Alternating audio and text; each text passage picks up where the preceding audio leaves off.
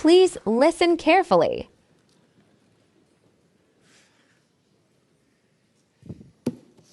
Okay.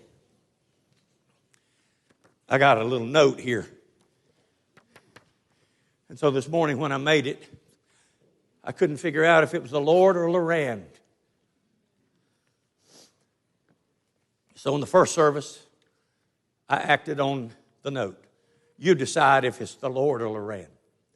I want to talk to the men for just a second. Men, when I talk about temptation, you know what one of the greatest temptations is, and it's her.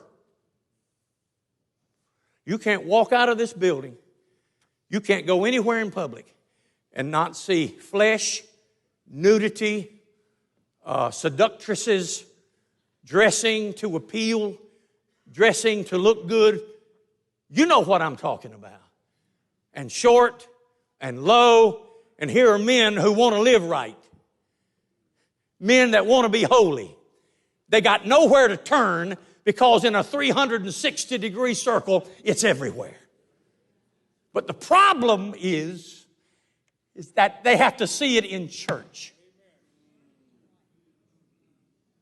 No man ought to have to fight that in church. Ladies, girls, when you get up to get dressed to come to church, you need to realize you're coming to the holy house of God. You ought not to come here to show off, your legs. And if you're constantly having to fight to stay decent, you got the wrong wardrobe on. And not just for church, but for anywhere else.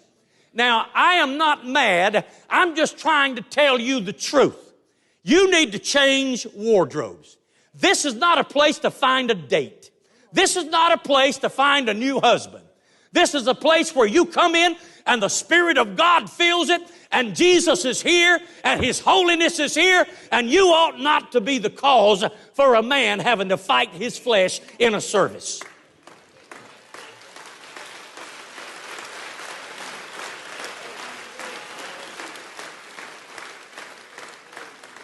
Well, Pastor, what about the men?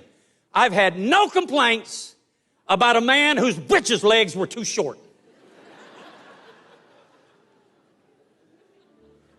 Here's another one. But Pastor, that's our culture. Now hear me. When you get saved, you change cultures. I don't care what you call it. French, Russian, Romanian, I don't care what it is. When you get saved, you become a Christian and you conduct yourself as a Christian and you dress modestly for the glory of God everywhere you go.